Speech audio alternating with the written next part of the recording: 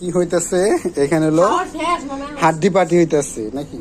এই যে হাড্ডি, এই যে কুকুক, এই যে কুকুক, আর এই যে আরেকজন পলায় পলায় খাইতেছে, লজ্জা পাবে দেখে তাই। আর আমাদের দেখি পাকের ঘরে কি রান্না হইতেছে আজকে।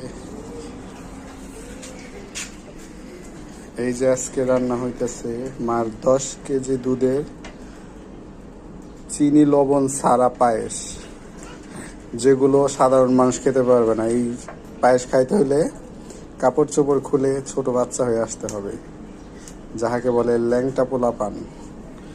তো যারা যারা এই পায়েস খেতে চান সবাই বিকাল 5টার মধ্যে আমাদের বাসায় উপস্থিত হয়ে যাবেন।